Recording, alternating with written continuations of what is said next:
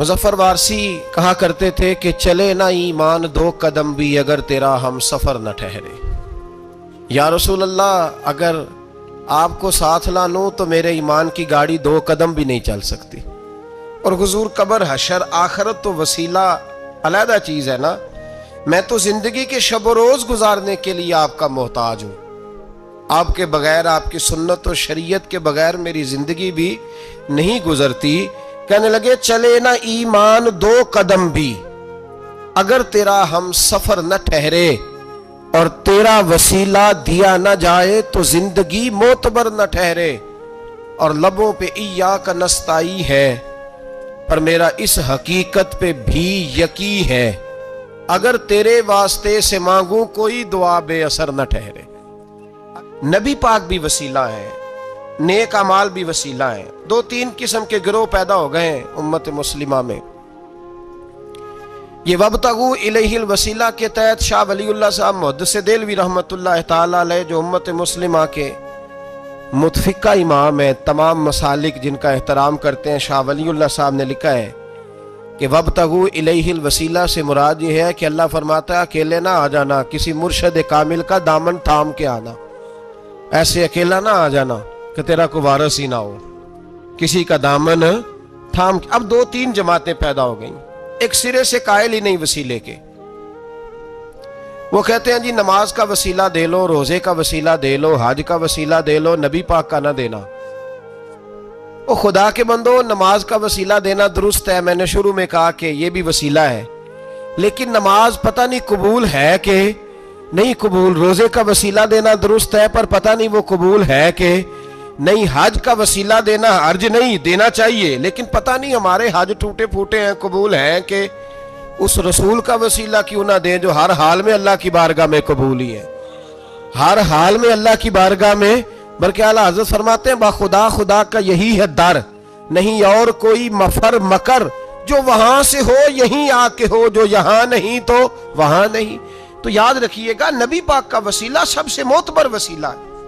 अब लोग इस झगड़े में पड़ गए और जितनी जितनी तालीम आम होती जाती है, लोग दरवाज़े रसूल से दूर होते चले जा रहे हैं, बजाय इसके कि मोहब्बत रसूल बढ़ती, नबी पाक का कुर्ब बढ़ता। और हम भी बादशाह लोग हैं, जिस मर्जी की बात हम सुननी शुरू कर देते हैं। और खुदा के बंदो सुनो, जिंदगी नबी पाक के बगैर नहीं गुजर रही तो कब्र अशर में हुजूर के बगैर कामयाबी कैसे होगी। याद रखें और समझे इस बात को, और अपने अकीदे को पहाड़ से ज्यादा तगड़ा बनाएं।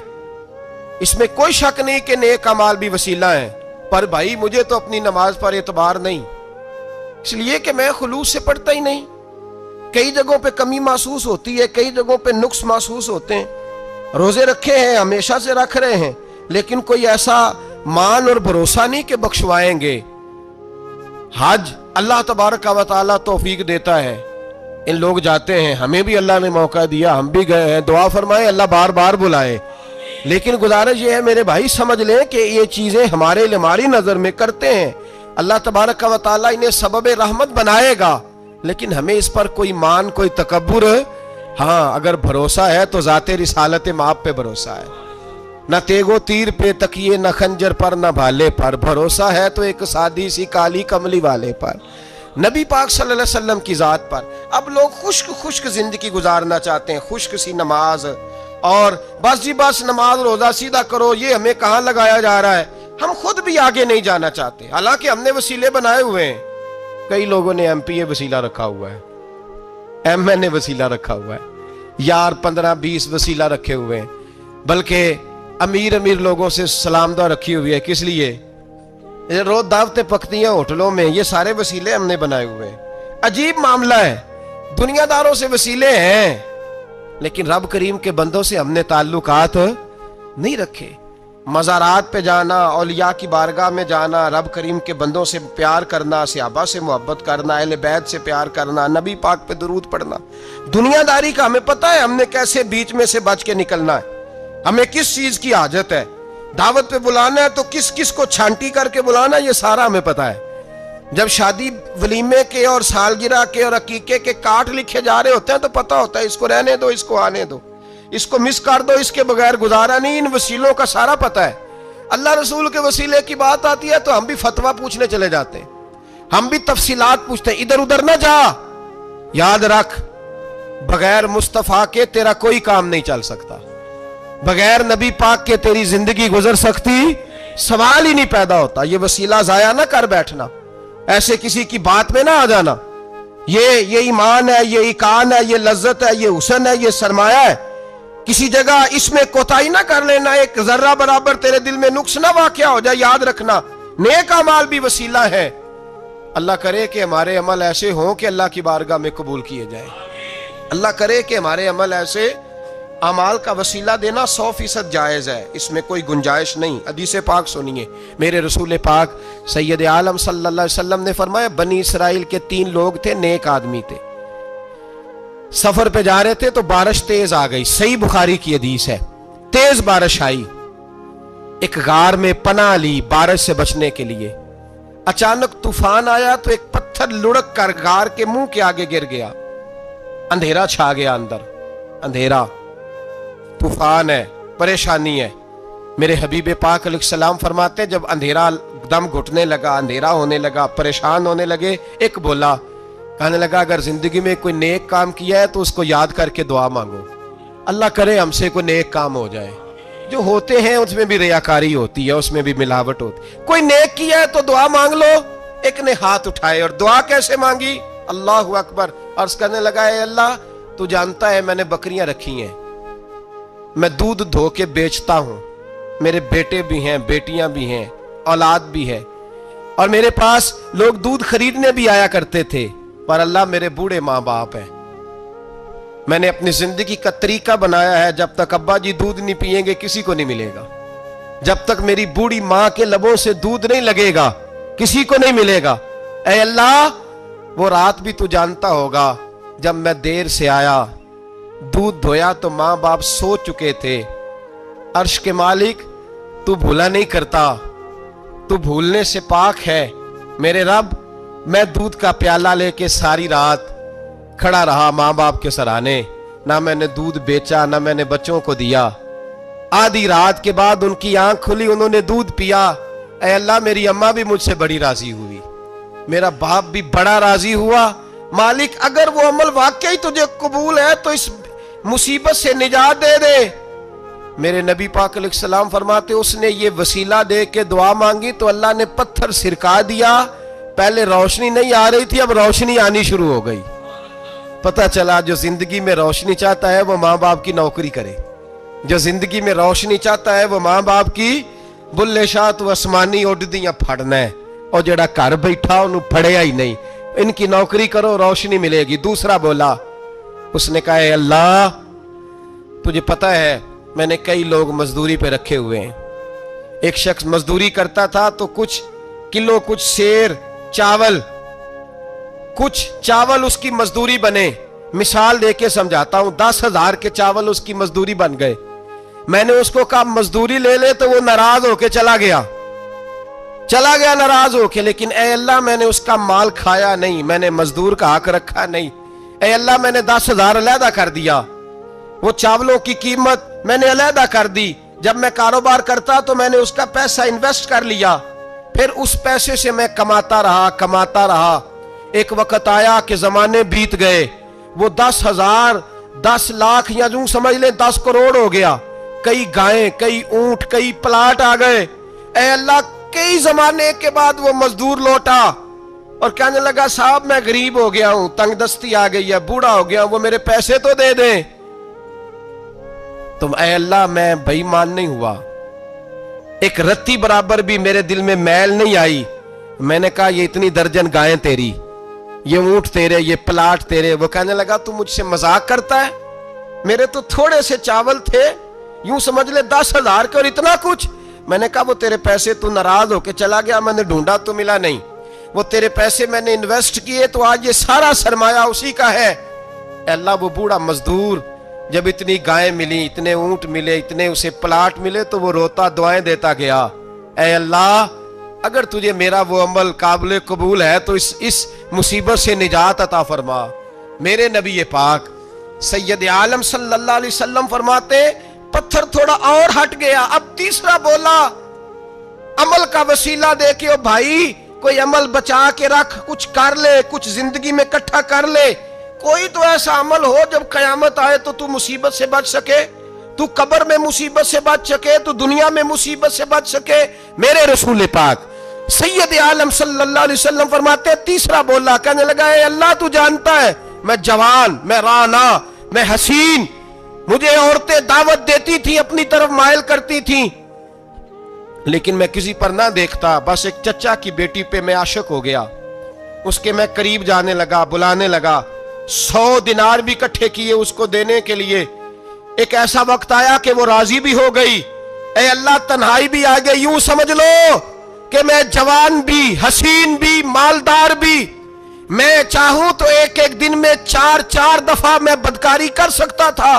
اے اللہ ساری خوبیاں تھیں. وہ بی بی میرے پاس آئی, کمرہ, تنہائی, کوئی دیکھنے والا نہیں تھا.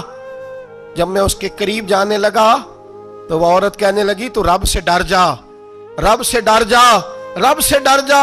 اے اللہ طاقت بھی, جوانی بھی, حسن بھی, مال بھی, میں سب کچھ کر سکتا تھا پر تیری لیے. اور اگر مسلمان ہوگا تو کہے گا اے اللہ تیرے رسول کے لیے, اے اللہ مدینے والے چاند کی بات مان کے, اے اللہ آمینہ کے معصوم کی بات مان کے, اے اللہ جناب فاطمہ الزہرا کے ابا کی بات مان کے میں نے اپنے نفس کی خواہش کو کچلا, اور کچل کر کے میں نے وہ گناہ نہیں کیا, اس کو آزاد کر دیا. اگر وہ عمل تیری بارگاہ میں قبول ہے تو نجات دے دے. میرے نبی پاک فرماتے ہیں بس دعا ختم ہوئی تو اللہ نے پہاڑ دور پھینک دیا, اللہ نے نجات دے دی. اللہ کرے میری ملت کے جوان کو بھی یہ نیکی نصیب ہو جائے. اللہ کرے ماں باپ کی خدمت کرنے والے بن جائے. اللہ کرے ہم مزدوروں کا حق دینے والے بن جائے. اللہ کرے ہم بے ایمانی, دھوکے بازی کو چھوڑ دیں. اگر کوئی ایسا عمل ہوگا تو اللہ دنیا میں بھی نجات دے گا مشکلوں سے, قبر میں بھی اللہ نجات عطا فرمائے گا, قیامت میں بھی اللہ. عمل کا وسیلہ دینا رب کی بارگاہ میں جائز ہے. بولیے اللہ کے ناموں کا وسیلہ دینا جائز ہے. کوئی بھی عبادت اگر خلوص کے ساتھ کی جائے, میرے نبی پاک نے فرمایا فرض نماز پڑھ کے تو جو دعا بھی مانگے گا رب تیری قبول فرما لے گا. فرض نماز پڑھ کے جو 2 دعا بھی مانگے گا اللہ تیری. اس کا مطلب ہے اعمال کی برکت سے اللہ دعائیں قبول کرتا ہے. اللہ دعائیں قبول, بس پھر وہی دعا کرتا ہوں اللہ ہمیں خلوص والے عمل کی توفیق عطا فرما. اچھا اگر یہ والا وسیلہ جائز ہے تو بتائیے نبی پاک کا وسیلہ جائز نہیں؟ عمل میں تو کوئی کوتاہی ہو سکتی ہے, لیکن حضور کی وجاہت میں کوئی کوتاہی ہو سکتی, نبی پاک کی رحمت میں کوئی کمی ہو سکتی. ادھر سنو ایک پہلو ذرا گہرائی سے, ایک بات عقیدے کی اس کو یاد رکھنا, اللہ کو کوئی بندہ نا مجبور نہیں کر سکتا کہ ہم نے نبی پاک کو لا کے کھڑا کر دیا ہے تو اللہ مجبور نہیں ہو گیا. یہ سمجھ لیں اللہ مجبور, ایک مجبور ہوتا ہے, ایک پیار ہوتا ہے. ان دونوں چیزوں میں اللہ کو اپنے رسول سے پیار ہے. نبی پاک فرماتے ہیں میں دعا کرنے گیا, اے اللہ میری امت پہ قحط نہ آئے. اللہ نے فرمایا حبیب نہیں آئے گا. اے اللہ میری امت کے چہرے نہ بدلیں, گناہ کریں تو مسخ نہ ہو, حبیب نہیں بدلیں گے. حضور فرماتے ہیں میں نے ہاتھ اٹھایا کہ اللہ یہ آپس میں لڑے نہ. توجہ کرنا جملوں پہ, اے اللہ یہ آپس میں لڑے نہ. اللہ یہ بھی کہہ سکتا تھا حبیب یہ نہیں قبول کرنی دعا. اللہ بے نیاز ہے نا, چاہے قبول کرے اور چاہے, توجہ کرو غور کرو بات پہ, اللہ چاہے تو قبول کرے چاہے تو. اے اللہ میری امت لڑے نہ, تو یہ نہیں فرمایا حبیب قبول نہیں کرتا. کہا محبوب یہ دعا مجھ سے مانگ ہی نہ. اے حبیب تو دعا مانگ, تو مانگے میں قبول نہ کروں, یہ ہو نہیں سکتا. اس طرح کر یہ دعا مجھ سے. نبی پاک نے منافقین کے لیے دعا کرنی چاہیے کہ اے اللہ, اے مولا تو مہربانی فرما, اے اللہ کرم فرما, منافقین کو بھی بخش دے. تو میرے رسول پاک علیہ السلام فرماتے ہیں رب کریم نے مجھے منع کیا, اے محبوب یہ والی دعا, یہ دعا ہی نہ مانگ. یہ دعا اللہ کو کوئی مجبور کر سکتا, لیکن اگر اللہ پیار کرے تو. بھائی دنیا داری کا چودھری صاحب کا, مولوی صاحب کا, پیر صاحب کا ایک عام مشہور مقولہ ہے, فلاں بندہ آ گیا تھا اس کو میں انکار نہیں کر سکتا تھا. کیوں جی وہ بندوق لے کے آیا تھا, کر دینا تھا انکار. فلاں آدمی آ گیا تھا پھر میں اس کو انکار اور فلاں بندے کو ساتھ لے آیا تھا، اس کو انکار ہو سکتا؟ کیوں جی؟ دو باتیں ہوتی ہیں، یا پیار بڑا ہے یا عزت بڑی ہے، دو ہی باتیں ہیں، یا میں اس سے پیار بڑا کرتا ہوں یا میں اس کی۔ اللہ اپنے نبی سے پیار بھی بڑا کرتا ہے اور اپنے نبی کی عزت بھی بڑی فرماتا ہے۔ بس یہ سمجھ لے بات۔ وسیلے کا معنی یہ ہے کہ اللہ اپنے نبی سے پیار کرتا ہے، اپنے محبوب کو اللہ بڑی عزت عطا فرماتا ہے۔ نبی پاک سید عالم صلی اللہ علیہ وسلم کے وسیلے کا یہ حال تھا کہ صحابہ ہر کام کے لیے دروازہ رسول پہ پہنچ جاتے تھے۔ پیاس لگی تو حضور کے پاس، بھوک لگی تو نبی پاک کے پاس، حضرت ابو ہریرہ کو حافظہ چاہیے تو نبی پاک کے پاس، کسی کو اولاد کی ضرورت ہے تو وہ رسول پاک کے پاس، کسی کو طاقت کی ضرورت ہے تو وہ بھی نبی پاک کے پاس۔ ہر آدمی جاتا تھا، انہیں پتا تھا دیتا خدا ہی ہے پر وسیلہ مصطفیٰ دیتا ہے صلی اللہ علیہ۔ اور حضور نے فرمایا انما انا قاسم،